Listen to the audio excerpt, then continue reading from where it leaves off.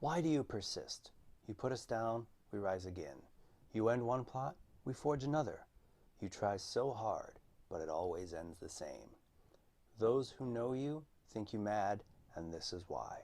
Even those men you sought to save have turned their backs on you. Yet you fight, you resist. Why? Because no one else will.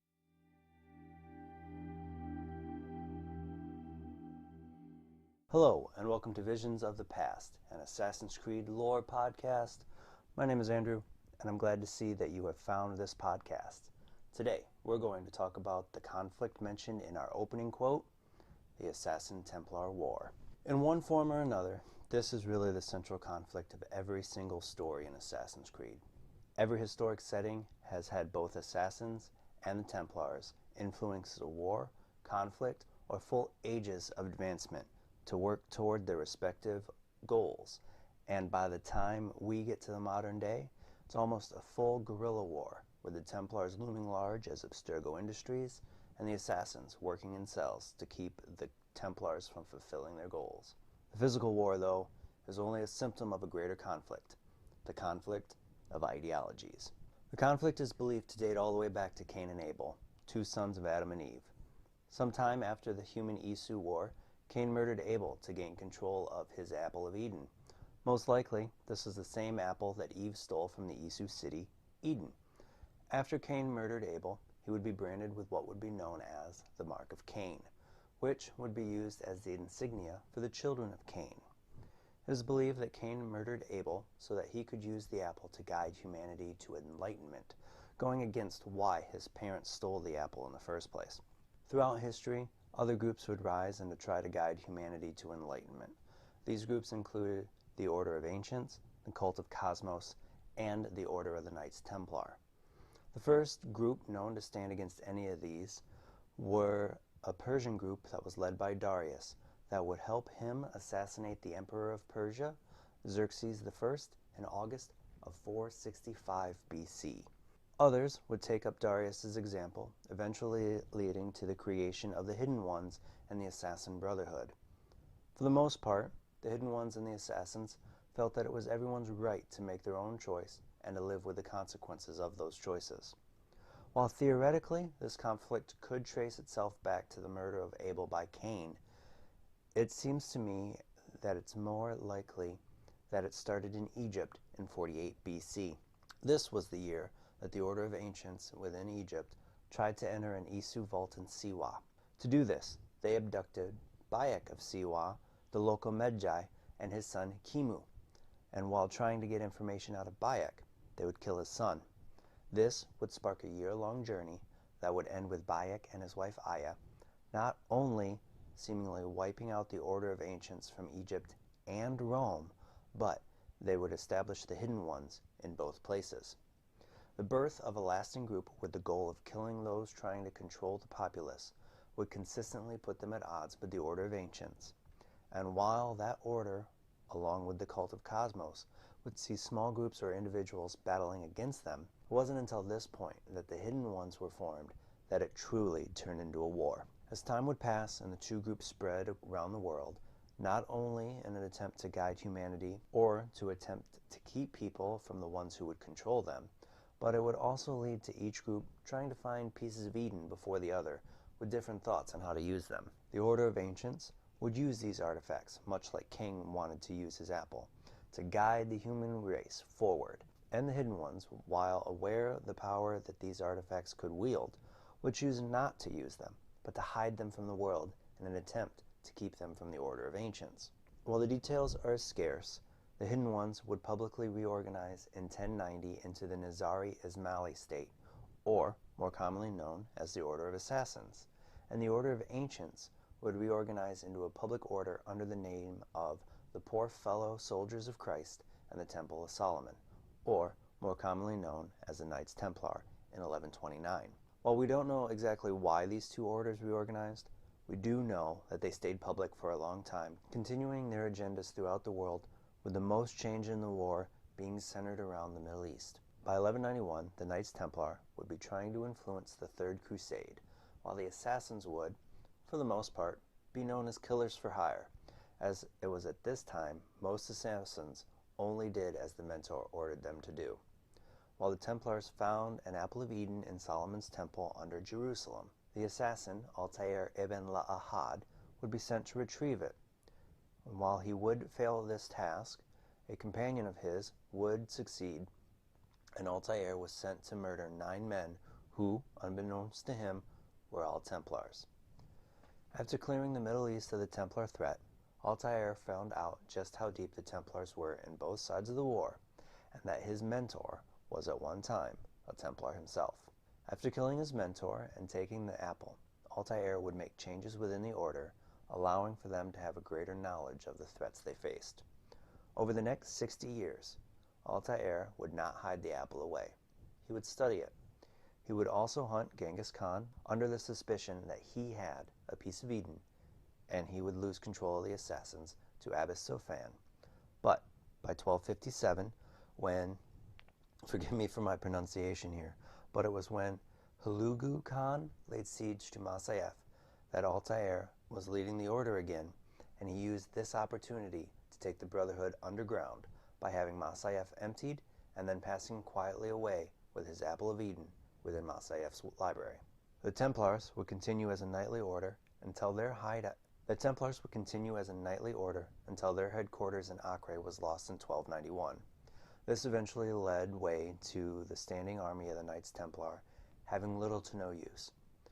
The Knights, though, had a network of businesses throughout Europe and even had people use them as a bank to store and protect their valuables.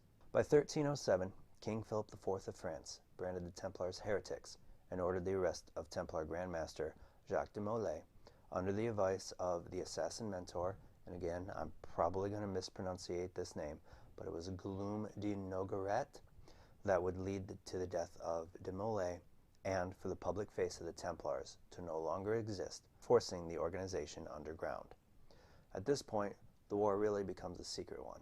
Throughout the years, both Templars and Assassins would infiltrate multiple governments and institutions all over, while using their agents to hunt Isu artifacts. As the years passed, the war would span many continents and go through many, many physical battles. But there have also been a few instances where truces have been called. The first known instance of this was in 1778, when the assassin Ratagahaton and Grand Master of the Colonial Rite of the Templar Order, who also happened to be his father, Haytham Kenway, chose to join forces to hunt Templar turncoat Benjamin Church. This would last for about 6 months, until Haytham read aloud correspondence from George Washington in front of Ratagahaton. This correspondence stated that it was Washington that had Ratagahaton's village burned when he was younger. The breaking of this alliance would eventually lead to Master Kenway's death in September of 1781. But around this time, there was another known peace between Assassin and Templar orders, but this time it would be in the city of Paris, where both Templar Grandmaster Francois de la Serre and Assassin mentor the Comte de Mirabeau worked themselves into the court of King Louis XVI. Though this peace would also break down, but this time it would be because of a coup within inside the Templar Order that ended with Master de la Serre's death in May 1789. As more and more countries of the world shed the idea of a government led by a monarchy, the Templars would devise a new way to rule the world from the shadows. This would eventually lead to the Jekyll Island Club meeting on November 22, 1910. This meeting saw high-ranking members of the American Rite of the Templar Order discussing what would become known as the Plan, a long-term scheme to establish Templar rule by using a capitalist system. This plan included the creation of the Federal Reserve System, the creation of Abstergo Industries, which would act as a new front for the Templar Order, and it laid the foundation for a plan that would start a world war in the late 1930s that would allow the Templars to reshape governments in the war's aftermath. The Federal Reserve System would be created by the United States government on December 23, 1913. Abstergo Industries would be founded in 1937 by high-ranking Templars Henry Ford, Ransom Eli Olds, and Gero Kramer, among others. World War II would break out in 1939 after Adolf Hitler used an apple of Eden to rise to power. In July of 1944, the Bretton Woods Conference would be held by Abstergo Industries to determine the international monetary systems that would be set up in Europe after the war was finished. Over the next 50 years, both the Templars and Assassins would carry out political assassinations along with others of high-profile targets. But it would be Warren Vidick's work on the Animus that would turn the tides of the long-standing war. In 1983, Vidick would be able to implant an impulse to kill the assassin mentor into the sleeper agent Daniel Cross, and he would release him into the world. By the year 2000, Daniel would become a member of the Assassin Order, eventually killing the mentor in November of that year. The assassination would spark what would become known as the Great Purge, and it would see the Assassin Brotherhood come to near extinction. The Templars would continue to use the Animus to hunt for pieces of Eden that they would use to subdue the human populace and create their new world order.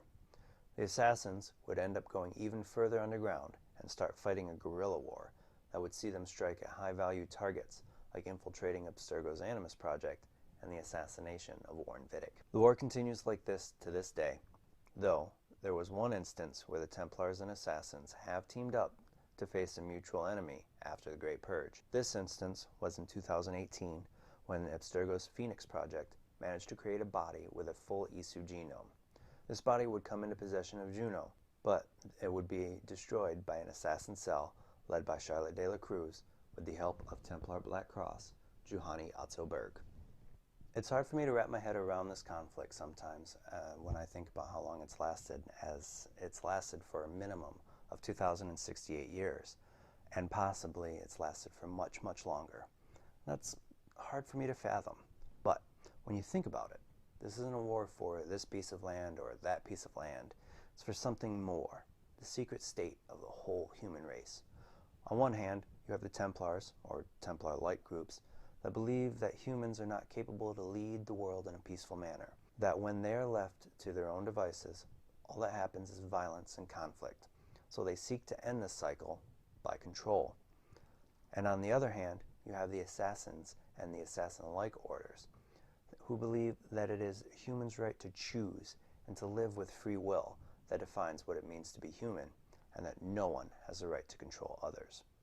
When I stand back and I look at these two orders from this perspective, it leads me to look at them as representations of tyranny and freedom. The Templars, for instance, want to lead the human populace and tell them what to do and how to live their lives, while the Assassins would rather allow for the human race to be free and to do as they feel is right for them. It is this reason that I can understand the thinking of Adam and Eve being the first assassins, stealing the apple to allow the human slaves to be free from Isu guidance and rule.